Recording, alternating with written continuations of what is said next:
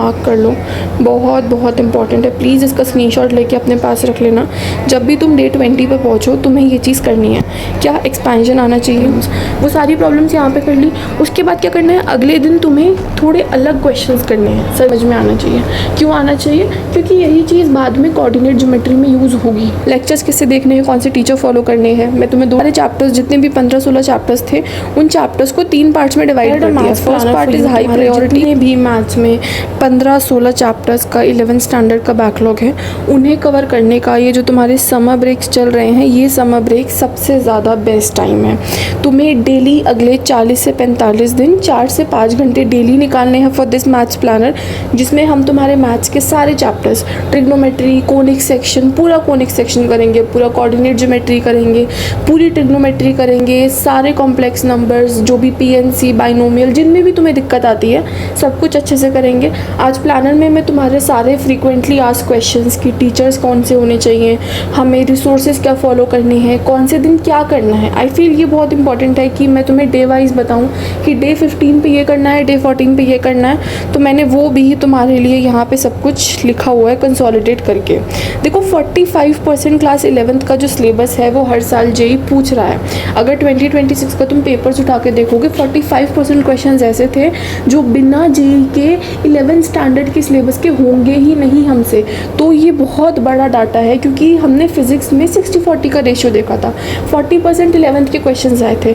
Maths में वो direct जो क्वेश्चन है वो 45% है, वहीं इनडायरेक्ट जो वहाँ पे अलग रेशियो था, वहाँ कम रेशियो था फिजिक्स में, मैथ्स में 80% तुम्हारे क्वेश्चंस इनडायरेक्टली क्लास 11th से इन्फ्लुएंस्ड हैं। तो क्लास 11th के सारे चैप्टर्स, चाहे वो तुम्हारे कोनिक सेक्शन हो, तुम्हारा पीएनसी और बाइनोमियल जो 12th क्लास की प्रोबेबिलिटी में 90% यूज़ होगा, या तुम्हारे फंक्शन में डोमेन कैसे निकलती है, रेंज कैसे निकलती है, ये वाले सवाल हो, तुम्हारा पूरा कॉम्प्लेक्स नंबर हो या पूरा ट्रिग्नोमेट्री आइडेंटिटीज़ हो, ये सारे बहुत बहुत इंपॉर्टेंट चैप्टर्स हैं क्लास 11th के।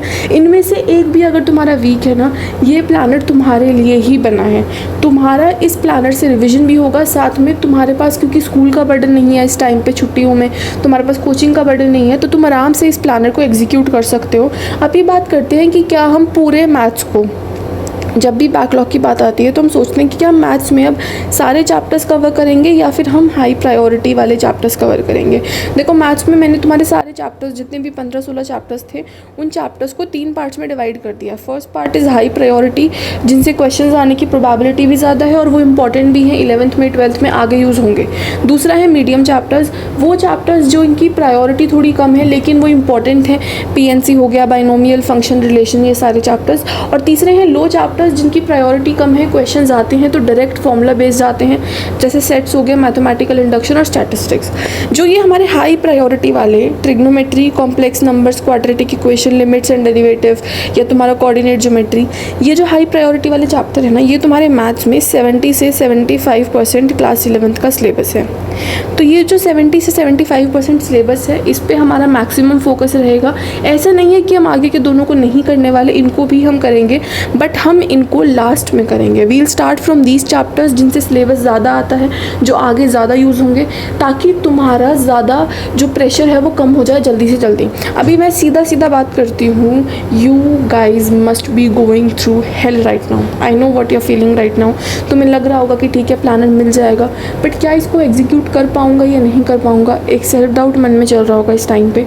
आई know you are feeling lost right now, you are feeling depressed right now, but all I want to say is कि प्लीज़ अपनी फीलिंग्स अपने अंदर मत दबा के रखो। Please go and tell anybody, अपने पेरेंट्स को, अपनी फैमिली को, किसी अपने दोस्त को, अपने किसी भी ऐसे इंसान को जिस पे तुम ट्रस्ट करते हो, उसे जाके बताओ what you are feeling right now, because this phase of your life is very crucial. तुम्हारे अगले 2 साल, तुम्हारी पूरी अगले 4 साल को डिसाइड करेंगे, तुम्हारी पूरी लाइफ, तुम्हारा पूरा करियर डिसाइड होगा इन अगले 1 साल के पीरियड में।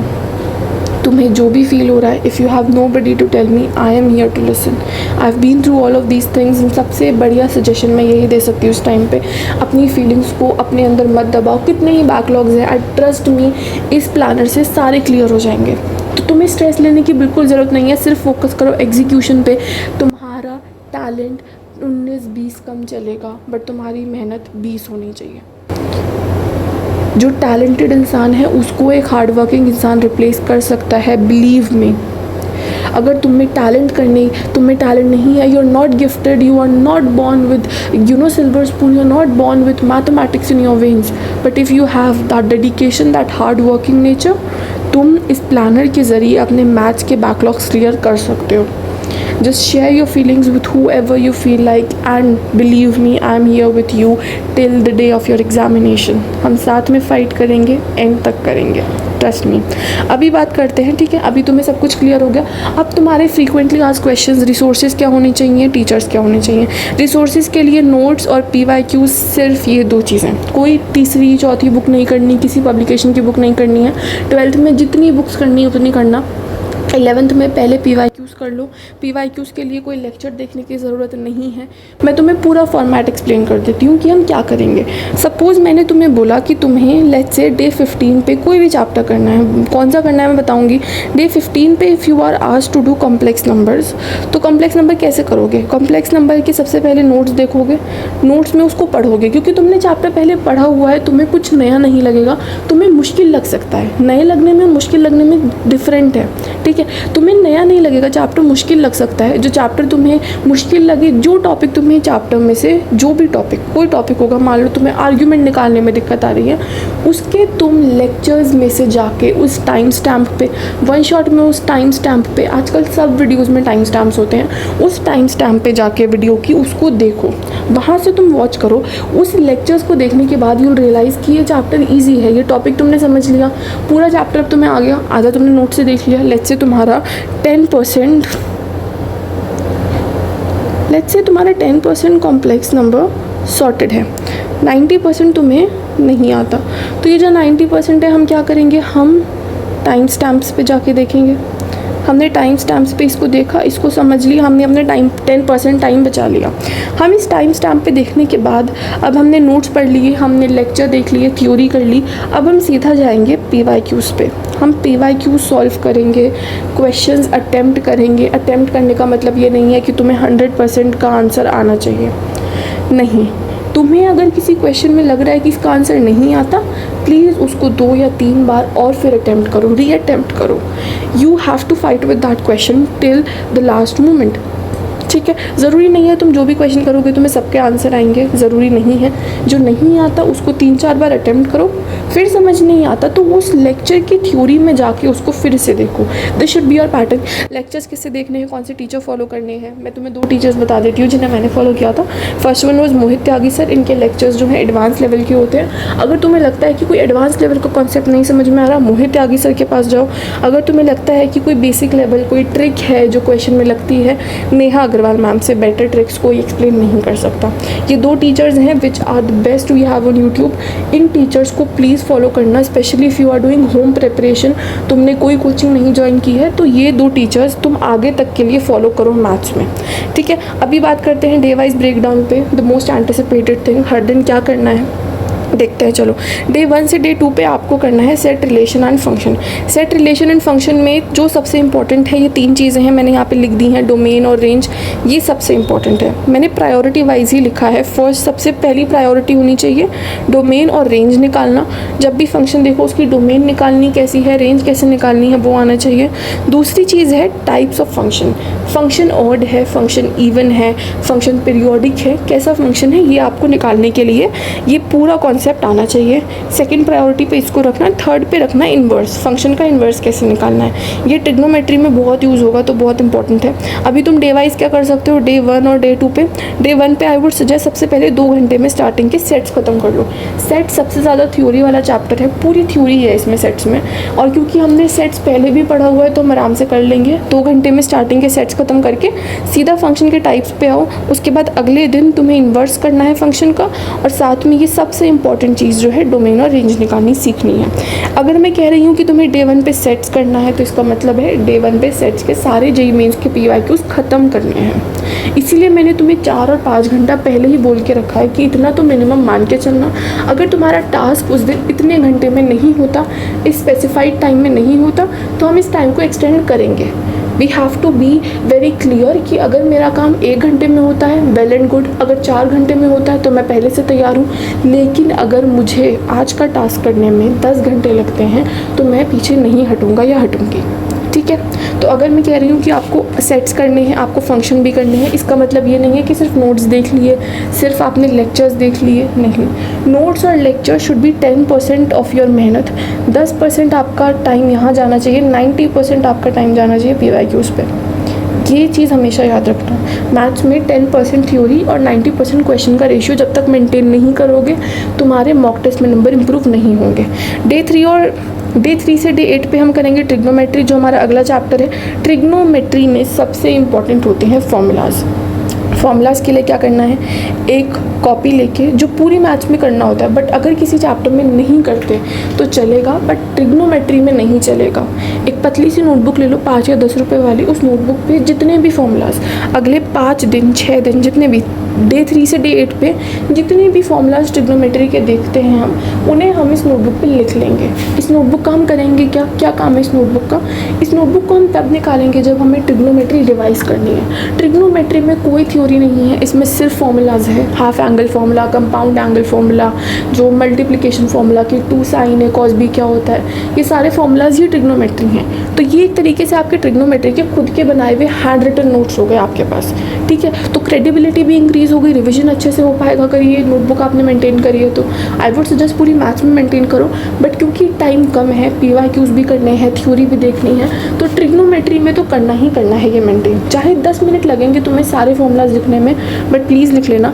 डे 3 पे क्या कर सकते हो, डे 3 पे स्टार्टिंग करो, तीनों जो हमारे 6 रेशियो लिखे हैं मैंने, वैसे मोटे मोटी 3 रेशियो होते हैं, साइन, कॉस और टैन, बाकी 3 जो है वो रिवर्स ही होते हैं, तुम्हें पता ही है। तो इन 6 रेशियो को देख लेना। उनके साइंस क्या होते हैं, 4 क्वाड्रेंट होते हैं बेसिकली। देखो हमारे पास 4 क्वाड्रेंट होते हैं, first, second, third and fourth. इन चारों क्वाड्रेंट में SC/ST चलता है, SC/ST, राइट। साइन, कॉस, सेक और टैन, ये पॉजिटिव चलता रहता है। ये SC/ST वाला रूल देख लेना, और उसके हिसाब से ये चारों में कौन कौन से क्वाड्रेंट में क्या पॉजिटिव है क्या नेगेटिव है वो देख लेना उस दिन। उसके अलावा आप एलिड एंगल्स ट्रांसफॉर्मेशन करेंगे। इट इज़ वेरी इंपॉर्टेंट तो ये भी है because this is fundamental, but ये भी बहुत इंपॉर्टेंट है allied angle transformation. एलिड angle transformation क्या है, साइन 180 प्लस थीटा अगर मैं कहती हूँ तो व्हाट इज़ दिस, माइनस आएगा, प्लस आएगा, फिर साइन या कॉस क्या आएगा, ये पूरा जो फॉर्मूला है ये फॉर्मूला आता है allied angle transformation. Sine, cos, tan, 6 ratios के लिए आपको ये एलिड एंगल्स इस दिन करने हैं। डे 4 पे हम क्या करेंगे, डे 4 पे हमें कंपाउंड एंगल्स करने हैं। कंपाउंड एंगल्स मतलब साइन 2 थीटा का फॉर्मूला, 3 थीटा का फॉर्मूला, ठीक है। कॉस और साइन में जो कॉस 2 थीटा का जो साइन में फॉर्मूला आता है 1 माइनस साइन स्क्वायर थीटा, वो देख लेना, वो वाला फॉर्मूला। यहाँ पे वो सारे फॉर्मूलाज करने हैं। डे 5 पे सम टू प्रोडक्ट टू सम वाले फॉर्मूला करने का मतलब ये नहीं है फॉर्मूला देख लिया लिख लिया, नहीं, PYQs करने हैं। PYQs में से निकालो वो सारे क्वेश्चन जिनमें ये फॉर्मूलाज लग रहे हैं, उन्हें अटेम्प्ट करो। ठीक है, product to sum to product मतलब 2 साइन है कॉस बी, ये वाले जो फॉर्मूलाज है इस टाइप के फॉर्मूलाज इनको देख लेना। ठीक है, तो ये वाले फॉर्मूलाज करने हैं। डे 6 पे ट्रिग्नोमेट्रिक इक्वेशन करनी है, जितने भी ट्रिग्नोमेट्रिक इक्वेशन PYQs में मिलते हैं उनको अटेम्प्ट करना। डे 7 पे तुम्हें करना है properties of triangle. I know ये ट्रायंगल चैप्टर यहाँ पे सूट नहीं करता, बट क्योंकि तुम यहाँ पे साइन, कोसाइन ये सब पहले से पढ़ रहे हो, तो जब तुम साइन रूल पढ़ोगे, कोसाइन रूल पढ़ोगे, या ट्रायंगल का एरिया का फॉर्मूला पढ़ोगे, लोकस पढ़ोगे, तो तुम्हें बहुत ईजी होगा। तो इसलिए ट्रायंगल वाला जो चैप्टर है वो भी यहीं पर ख़त्म कर लेना। डे 7 पे 4-5 घंटे बहुत है इस चैप्टर के लिए, आराम से हो जाएगा। डे 8 पे हमें फिर करना है एक मिक्स्ड क्वेश्चन की प्रैक्टिस। PYQ में अब तक पिछले जितने भी डे 3 टू डे 7 जितने भी PYQs ट्रिग्नोमेट्री से रिलेटेड बचते हैं, उन PYQs को डे 8 पे ख़त्म करना है। PYQs करो, अपनी नोटबुक के फॉर्मूलाज रिवाइज करो, क्योंकि यही फॉर्मूला ट्रिग्नोमेट्री है, तो तुम्हें रिविजन के लिए बाद में टाइम नहीं मिलने वाला, तो इसको अभी रिवाइज कर लेना, लर्न करना इन फॉर्मूलाज को, क्योंकि बहुत सारे फॉर्मूलाज हैं। मेरी फॉर्मूला शीट में आई गेस कुछ 40-50 फॉर्मूलाज थे ट्रिग्नोमेट्री के। मुझे अगर मिलेगी तो मैं अपलोड कर दूँगी कम्युनिटी पे, बट आई फील कि इतने फॉर्मूलाज तुम्हारे भी बैठेंगे ही, तो इतने फॉर्मूलाज को डेली रिवाइज करोगे तभी वो याद हो पाएंगे, नहीं तो प्लस माइनस की गलती बहुत फ्रीक्वेंटली हो जाती है। ठीक है, तो यहाँ पे डे 3 टू डे 8 हमने ट्रिग्नोमेट्री कर ली। डे 9, 10, 11 पे हमें करना है कॉम्प्लेक्स नंबर। कॉम्प्लेक्स नंबर में कॉन्जुगेट, आर्ग्यूमेंट कैसे निकलती है, सबसे इंपॉर्टेंट है कॉन्जुगेट और आर्ग्यूमेंट के कंबाइंड क्वेश्चन बहुत आते हैं पीवाईक्यूज में। आर्ग्यूमेंट कॉन्जुगेट के कंबाइंड क्वेश्चन मॉड्यूलस लगा के, ये जो मिक्स मैक्स क्वेश्चन होते हैं बहुत इंपॉर्टेंट है। तो कैसे करना है, डे 9 पे सबसे इंपॉर्टेंट चीज़ है विजुअलाइजेशन तुम्हारी क्रिएट करना। मतलब क्या है, कॉम्प्लेक्स में हम कॉम्प्लेक्स नंबर्स में और कोऑर्डिनेट ज्योमेट्री में एक डिफरेंस होता है। कॉम्प्लेक्स नंबर में हमें एक आर्गेंट प्लेन मिलता है, यहाँ पे हमारा प्लेन अलग होता है जब हम एक्स एक्सिस वाई एक्सिस लेते हैं। बट कॉम्प्लेक्स नंबर में हमारी एक्स एक्सिस में हम रियल नंबर्स प्लॉट करते हैं, रियल एक्सिस बोलते हैं इसे, और वाई एक्सिस को हम इमेजिनरी एक्सिस बोलते हैं। और ये दो एक्सिस जिस प्लेन में होती हैं उस प्लेन को हम बोलते हैं आर्गेंट प्लेन, राइट। तो इस आर्गेंट प्लेन में जितने भी हमारे पॉइंट्स बनेंगे, उन पॉइंट्स का आर्ग्यूमेंट क्या होगा, उन पॉइंट्स का मॉड्यूलस क्या होगा, उन पॉइंट्स का कॉन्जुगेट क्या होगा, ये सब निकालने के लिए डे 9 पे मैंने तुम्हारा डे अटेम्प्ट किया है। उसमें अलजेब्रा भी कर लेना कि कैसे प्लस माइनस होता है, बहुत इजी होता है प्लस माइनस कॉम्प्लेक्स नंबर्स में, वो यहीं पे हो जाएगा। इसमें अगर तुम्हें दिक्कत आती है तो NCERT के सॉल्व्ड एग्जाम्पल सॉल्व करना, बहुत इजी एग्जाम्पल्स हैं, तो तुम्हारे कॉन्सेप्ट्स क्लियर हो जाएंगे। प्लीज़ मेक श्योर कि तुम विजुअलाइजेशन पे फोकस करो। तुम्हें आर्गेंट प्लेन में जब हम आर्ग्यूमेंट कहते हैं तो उसका क्या मतलब है ये समझ में आना चाहिए। क्यों आना चाहिए, क्योंकि यही चीज़ बाद में कोऑर्डिनेट ज्योमेट्री में यूज़ होगी। आर्गेंट प्लेन के क्वेश्चंस जो हैं वो कोऑर्डिनेट ज्योमेट्री से रिलेट करके बहुत बढ़िया सवाल बनते हैं, तो उन्हीं के लिए यहाँ पे फाउंडेशन बनेगा जब तुम विजुअलाइजेशन डे 1 से स्टार्ट करोगे। डे 10 पे तुम्हें De Moivre's theorem, nth root of unity, cube root और उसकी प्रॉपर्टीज़ करनी है। डे 11 पे जैसे मैंने तुम्हें इधर बताया कि विजुअलाइजेशन बहुत ज़रूरी है। क्यों ज़रूरी है, क्योंकि डे 11 पे हमें करने हैं इनइक्वालिटी के, आर्ग्यूमेंट और कॉन्जुगेट के कंबाइंड क्वेश्चन और लोकस वाली प्रॉब्लम। इन लोकस वाली प्रॉब्लम पे तुम्हें विजुअलाइजेशन काम आएगा। तो इसीलिए डे 9 पे जो विजुअलाइजेशन की है वो 11 में कॉन्जुगेट, लोकस, इन सब की प्रॉब्लम्स में काम आएगा। तो देख लेना यहाँ पे, इसको प्लीज़ अच्छे से कर लेना विजुअलाइजेशन कैसे होता है, ठीक है। अभी आते हैं डे 12 और 13 पे, क्वाड्रेटिक इक्वेशन करना है। ये बहुत इंपॉर्टेंट चैप्टर है, ये पूरी यूनिट क्वाड्रेटिक इक्वेशन बहुत इंपॉर्टेंट है।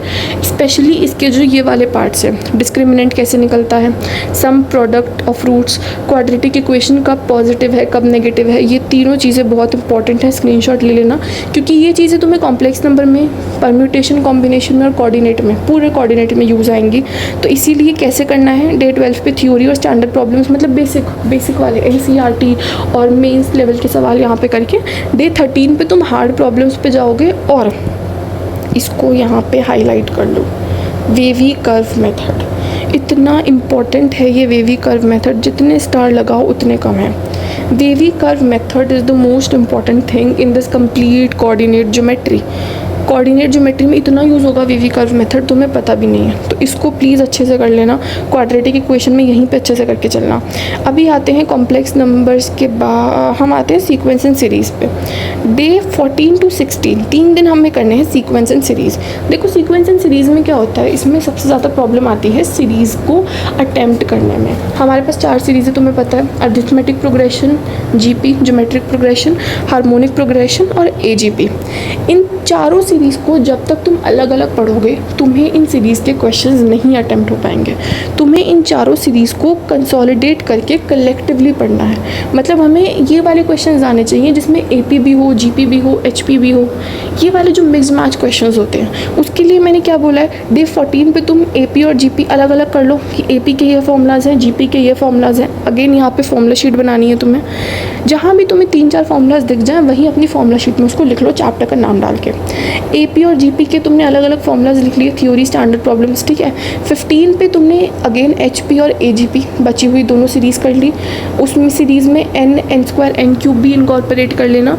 डे 16 पे इन दोनों सीरीज़ में जो दोनों दिनों में तुमने चारों सीरीज़ करी हैं, इन चारों सीरीज़ के मिक्स्ड प्रॉब्लम्स डे 16 पे करना। डे 16 पे तुम्हें कुछ और नहीं करना, सिर्फ और सिर्फ इन दोनों की मिक्स्ड प्रॉब्लम्स करनी है, क्योंकि ये मिक्स्ड प्रॉब्लम सबसे ज़्यादा आती हैं। तुम्हें अगर AP अलग से आती है, GP अलग से आती है, लेकिन इनके मिक्स्ड क्वेश्चंस नहीं आते, कोई फ़ायदा नहीं है। या तो तुम इस पूरे चैप्टर को छोड़ दो, या फिर कर रहे हो तो मिक्स्ड प्रॉब्लम सबसे पहले करना, ठीक है। अभी आते हैं डे 17, 18 और 19 पे। आपको PNC करना है, परम्यूटेशन एंड कॉम्बिनेशन। सबसे पहली चीज़ जो तुम्हें आनी चाहिए वो ये है कि परम्यूटेशन में और कॉम्बिनेशन में डिफरेंस क्या होता है। कई बार क्या होता है, क्वेश्चन में हमें पूछा है कुछ है, हमसे परम्यूटेशन निकालने को बोला, हम कॉम्बिनेशन निकाल रहे हैं, तो इन दोनों में जो मेजर डिफरेंस होता है ना, वो याद रखना कि परम्यूटेशन में ऑर्डर मैटर करता है, कॉम्बिनेशन में नहीं करता। अगर क्वेश्चन में ऑर्डर मैटर करता है, जब भी पीएनसी का कोई क्वेश्चन देखो, सबसे पहले ये देखो कि क्या इस क्वेश्चन में ऑर्डर मैटर करता है। अगर मैं ऑर्डर चेंज कर दूँ तो क्या आंसर चेंज होगा? If the answer is yes तो परम्यूटेशन लगाओ, if the answer is no combination लगाओ।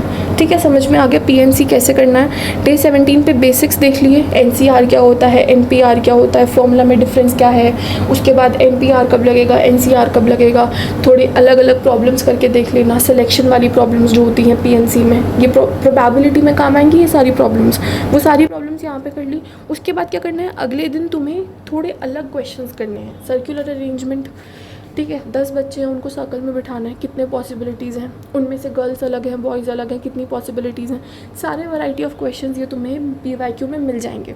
इन पीवाईक्यू से ऐसे वाले क्वेश्चंस जो थोड़े डिफ़िकल्ट है, एनसीईआरटी से, एग्जाम्पलर से ऊँचे लेवल के हैं, उनको यहाँ पे करोगे। फिर डे 19 पे तुम्हें पीएनसी के कंबाइंड प्रॉब्लम्स करनी है। सीक्वेंस एंड सीरीज़ में भी मैंने यही बोला, कंबाइंड प्रॉब्लम सबसे इंपॉर्टेंट है। यहाँ पे भी कंबाइंड प्रॉब्लम्स बहुत बहुत इंपॉर्टेंट है।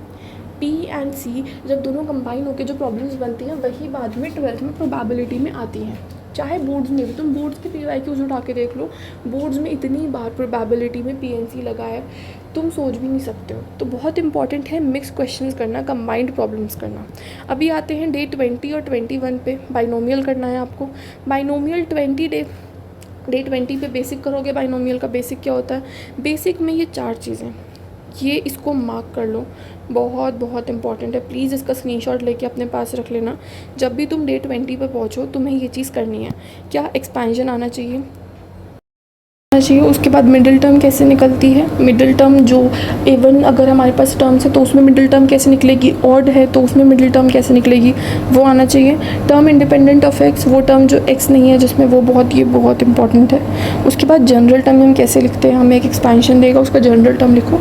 ये चारों बेसिक क्वेश्चन हैं, बट ये बहुत ज़्यादा जेईई मेंस में पूछे गए सवाल हैं, तो इन क्वेश्चंस को बहुत अच्छे से हमें प्रिपेयर करना है। डे 21 में हम क्या करेंगे, हम आएंगे प्रॉपर्टीज़ ऑफ कोफिशिएंट। प्रॉपर्टीज़ से क्या मतलब है, coefficient, sum of even term, sum of odd terms, ये वाले जो क्वेश्चंस होते हैं, कि मैंने यहाँ भी लिखा है sum of coefficient, sum of even term, sum of odd terms. Coefficient की क्या प्रॉपर्टीज़ होती हैं वो यहाँ पे हमें देखना है। उसके बाद हम आएंगे कोऑर्डिनेट ज्योमेट्री पे। 22 to 29 तुम्हें कोऑर्डिनेट करना है, जिसमें से 22 to 23 स्टार्टिंग के 2 दिन स्ट्रेट लाइंस के हैं, उसके अगले 2 दिन सर्कल्स के हैं, उसके बाद तुम्हारा कोनिक सेक्शन स्टार्ट हो जाएगा। मैंने यहाँ पे ब्रीफली नहीं लिखा है क्योंकि कोऑर्डिनेट में हर किसी के वीक पॉइंट्स होते हैं। अगर तुम्हें स्ट्रेट लाइन में स्लोप में दिक्कत आती है तो ज़्यादा टाइम स्लोप को दो, तुम्हें स्ट्रेट लाइन में एंगल्स निकालने में दिक्कत आती है, ज़्यादा टाइम उसको दो। कोनिक सेक्शन और पूरा कोऑर्डिनेट इनफैक्ट ऐसा नहीं है जिसमें मैं तुम्हें डिस्क्रीटली बता सकूँ या कोई भी डिस्क्रीटली बता सके कि तुम डे 4 पर ये कर लो, 14 पे ये कर लो, या तुम डे 27 पे कोनिक में ये कर लो, नहीं। जिसमें दिक्कत आती है, क्योंकि ये पूरा गेम इमेजिनेशन का है, जितना इमेजिनेशन स्ट्रांग होगा कोऑर्डिनेट उतना स्मूथ चलेगा। तो कोऑर्डिनेट पे तुम्हें सिर्फ और सिर्फ एक चीज़ करनी है, दैट इज़ इमेजिन। अगर तुम्हारा इमेजिनेशन वीक है तो उसको स्ट्रॉन्ग करने पे फोकस करो। जिस भी दिन तुम्हें इमेजिनेशन में लगे कि मेरे को इस टॉपिक में दिक्कत आती है, मुझे स्लोप नहीं समझ में आती, या मुझे इलिप्स में कैसे एपिसेंटर लेना है वो नहीं समझ में आता, तो उस पर ज़्यादा टाइम लगाओ। तो कोऑर्डिनेट ज्योमेट्री तुम्हें 22 to 29 करनी है। तुम्हें कोई भी दिक्कत आती है मुझे आके बता देना, I be helping you out in that. उसके बाद आपको करनी है अगले 2 दिन 32 to 33 limits and derivatives. Limits और डेरिवेटिव क्यों इंपॉर्टेंट है, आई डोंट थिंक मुझे बताने की ज़रूरत है। पूरा आगे कैलकुलस जो पढ़ा है तुम्हारा वो लिमिट्स और डेरिवेटिव पे ही बेस्ड है। लिमिट्स, डेरिवेटिव, इंटीग्रेशन आएगा, एरिया अंडर डेरिवेटिव आएगा, वो सब चीज़ें जो भी आएंगी, area under integrals, application of derivative, सब चीज़ें बहुत इंपॉर्टेंट हैं। पूरा कैलकुलस तुम्हारा आगे पढ़ा है। अगर तुम्हें लिमिट्स और डेरिवेटिव नहीं आता तो नहीं समझ में आएगा। इसमें जो तुम्हारे ये सारे टॉपिक्स हैं, स्टैंडर्ड फॉर्म्स हो गया, स्टैंडर्ड फॉर्म्स, इनडिटर्मिनेट फॉर्म्स, इन दोनों टॉपिक्स पे थोड़ा ज़्यादा इंफेसिस डालना। डेरिवेटिव में chain rule, product rule, quotient rule, इन सब पे फोकस करना। अलग अलग डेरिवेटिव, डिफरेंट डेरिवेटिव्स करने की कोशिश करना। और फिर यहाँ पे तुम्हारा मैथ्स का पूरा सिलेबस होता है ख़त्म। लेकिन हमने तो 45 डेज़ का प्लान लेके चले थे, अभी तो 40 भी नहीं हुए हैं। अगले जो हमारे बचे हुए दिन हैं, देखो सबसे पहले तो I have given you a buffer time over here कि ऑब्वियसली ज़रूरी नहीं है कि तुम पूरा यहाँ से यहाँ तक एक सीक्वेंस में चलो। मैक्सिमम 2-4 दिन का बफर टाइम तो हमें लेना पड़ेगा। तो वो 2-4 दिन का बफर टाइम है ये 33 to 34 तक सबका यहाँ तक ख़त्म हो जाना चाहिए, क्योंकि अगले 5 दिन हमें करना है प्रॉपर रिविज़न एज इन तुम्हें मैथ्स के जितने भी PYQs हैं 2026 के पहले ये अटेम्प्ट करना। उसके बाद अगर किसी पे टाइम बचता है तो वो 2025 पे भी जा सकता है, ठीक है। तो इन दोनों के सारे शिफ्ट के क्वेश्चंस पेपर अटेम्प्ट करना एज़ पर द सिलेबस, अपने 11th के सिलेबस के वो सारे क्वेश्चंस अटेम्प्ट करना, वो सारे कॉन्सेप्ट को देखना कि तुम्हें किस कॉन्सेप्ट में दिक्कत है, उसको फिर इन 5 दिन में रिवाइज़ करना। You have to brush your concepts over here, क्योंकि इसके बाद तुम्हारे पास बहुत टाइम बचेगा अपनी 12th स्टार्ट करने का। आराम से 12th स्टार्ट करोगे। इतना अगर तुमने कर लिया ना, जितना मैंने यहाँ पे तुम्हें प्लानर में बताया है, बहुत शॉर्ट बहुत कॉम्पैक्ट मैंने रखने की कोशिश की है। बहुत आराम से मैंने तुम्हें एक ही कॉन्सेप्ट समझाया है कि तुम्हें क्या कैसे करना है, टीचर, रिसोर्सेज, सब कुछ बता दिया है। आई डोंट थिंक इसके बाद कुछ भी तुम्हें दिक्कत आनी चाहिए। अगर उसके बाद कोई भी दिक्कत आती है या तुम्हारे बैकलॉग्स बचते हैं, so that is up to you. तुमने मेहनत नहीं करी, मैंने तो बताया कि तुम कैसे अपने बैकलॉग्स क्लियर कर सकते हो। And this is a very practical plan. क्या तुम 10 दिनों में, तुम अगर 5 दिनों में ट्रिग्नोमेट्री नहीं कर पा रहे तो तुम क्या करोगे फिर? तुम आगे 12th कैसे पढ़ोगे? सो that is it from my side. इसके अलावा अगर तुम्हें मैथ्स में कोई भी प्रॉब्लम आती है, you have any doubt in your mind, just let me know. See you in the next